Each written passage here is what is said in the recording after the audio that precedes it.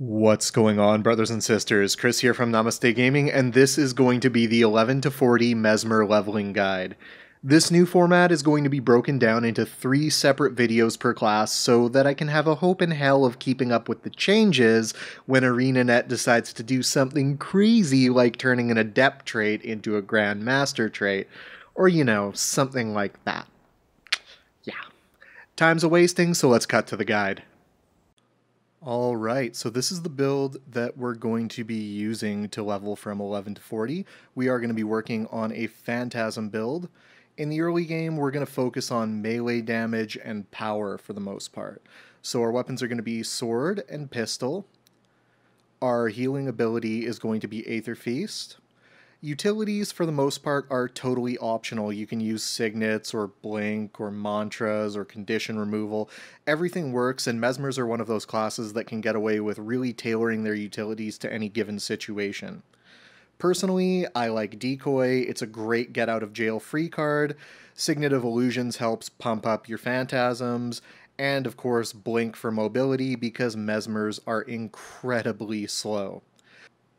For your elite skill, you can go with Time Warp. It's pretty much the only one that's useful unless you use one of the racial elites. For traits, we're going to be putting our first 10 into Dueling to pick up Blade Training. Blade Training is an excellent trait for early levels.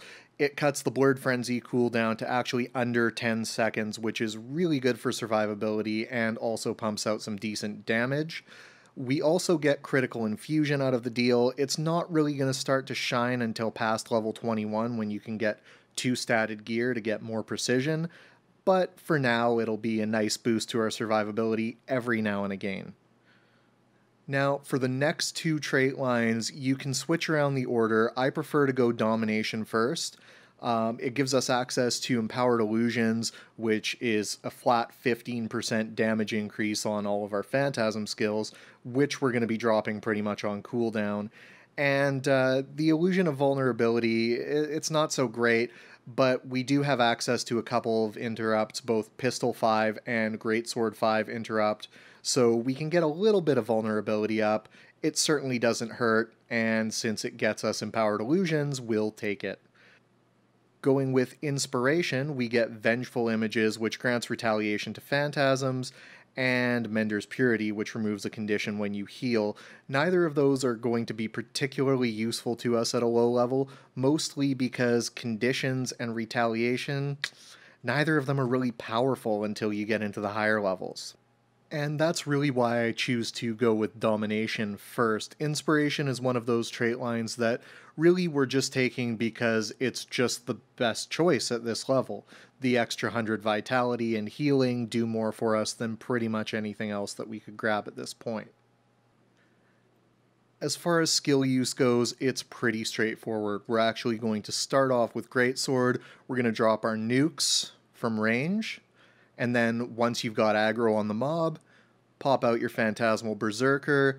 If you want to get tricky, you can always throw an interrupt with the Illusionary Wave. Swap over to Sword and Pistol. You've got your main attack chain, which does great damage, and of course Blurred Frenzy, which you should be using on cooldown.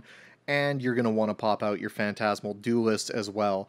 Just swap back and forth, keep illusions up, keep phantasms up, and make sure to keep on pumping out Blurred Frenzy as much as possible, because that is where a lot of our damage and survivability comes from, so if it's not on cooldown, make it so. So now that we're clear on the build, let's move over to the game and take a look at what kind of gear, runes, sigils, and food you're going to want to have for this particular build. As far as gear is concerned, I would strongly suggest sticking with Mighty. The extra power is going to be really helpful for us. This build is centered around kind of just burning things down as quickly as possible, so gearing for power helps us accomplish that.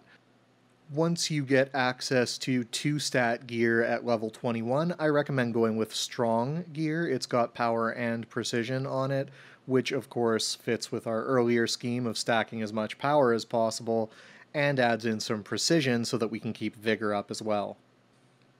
With regard to runes, you're going to want to stick to singular runes.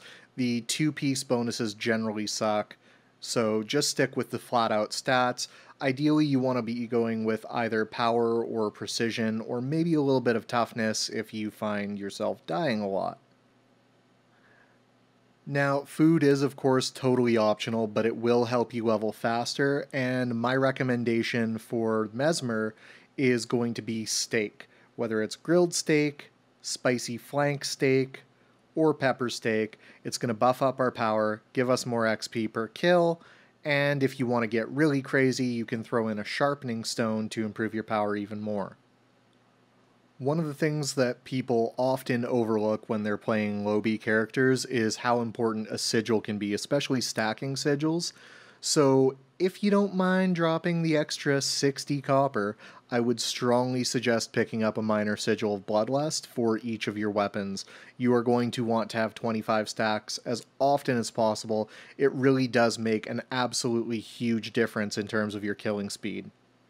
Aside from that, there's really not much to learn with the early section of this build. You're going to be dodging, interrupting, or blurred frenzy to keep yourself safe, and DPSing the mob down as quickly as possible, because if it's dead, it can't hurt you anymore, and you get the XP, which is kind of the point of this whole thing. This build should take you to level 40 without much trouble. Once you get the trait book for level 40, move on to the next part of the guide. There will be a link in the description as soon as it's available. So that's it for part 1 of the Mesmer leveling guide. If you enjoyed it, let me know by clicking the like button. If you're new around here, make sure to subscribe so you don't miss part 2. And of course, if you've got something to say, drop it into the comments section and we'll chat about it. Much love to all of you, and stay black.